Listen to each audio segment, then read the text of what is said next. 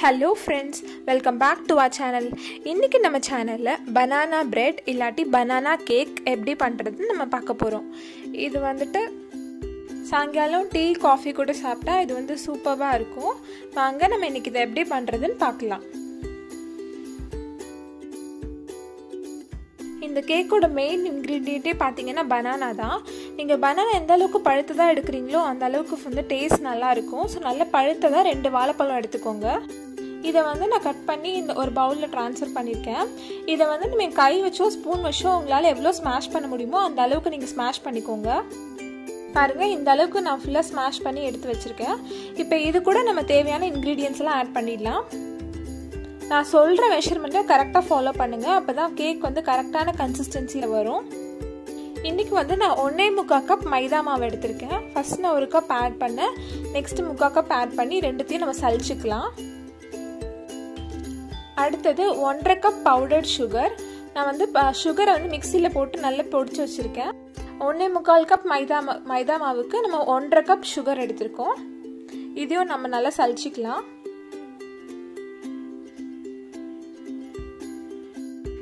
அதுக்கப்புறம் ஒரு பெரிய ஸ்பூன் ஃபுல்லா ஒரு பேக்கிங் பவுடர் ஆட் பண்ணிருக்கேன். அப்புறம் ஒரு பிஞ்ச் சால்ட் ஆட் பண்ணிக்கோங்க.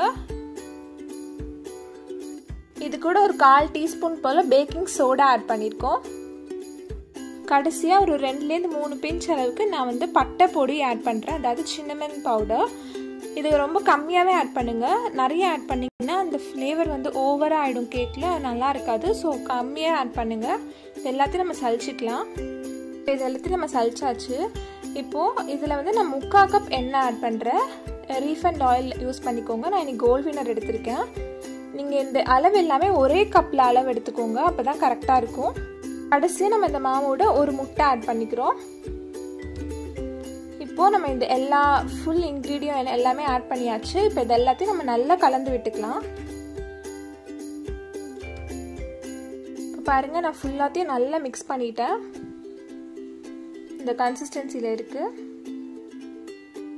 இப்போ நான் வந்து ஒரு பாத்திரத்துல கீழே பட்டர் பேப்பர் போட்டு ஃபுல்லா பட்டர் வச்சு கோட் பண்ணி வச்சிருக்கேன். இப்போ இந்த மாவு இதுல மாத்திடலாம். அப்புறம் மாத்திட்டோம். லேசா டேப் பண்ணி விட்டுக்கோங்க. ஸோ லெவலா இருக்கும். நம்ம கேக்கை வந்து பேக் பண்றதுக்கு முன்னாடி குக்கரை வந்து ஒரு 10 நிமிஷம் போல ப்ரீ ஹீட் பண்ணிடலாம். நான் வந்துட்டு மணல் போட்டு இதை ஒரு 10 நிமிஷம் ஹீட் பண்ண போறேன். இப்போ பார்த்தீங்கன்னா ஒரு 10 மினிட்ஸ் போல் ஆயிடுச்சு. நல்லா ஹீட் வருது குக்கர்லேருந்து. இப்போ வந்து நம்ம பேட்டரை உள்ளே வச்சிடலாம். உள்ளே வச்சுட்டு ஒரு தட்டு போட்டு இதை க்ளோஸ் பண்ணி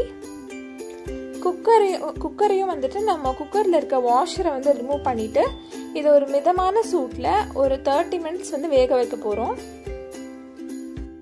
பார்த்தீங்கன்னா ஒரு 30 மினிட்ஸ் போல் ஆயிடுச்சு. ஓப்பன் பண்ணி பார்த்துடலாம். இந்த மாதிரி ஒரு குச்சி உள்ள விட்டு பாருங்க. நல்லா ஒட்டாமல் வந்துருச்சுன்னா வெந்துருச்சுன்னு அர்த்தம். நமக்கு சுத்தமாக ஒட்டலை. ஸோ ஃபுல்லாக வெந்துருச்சு.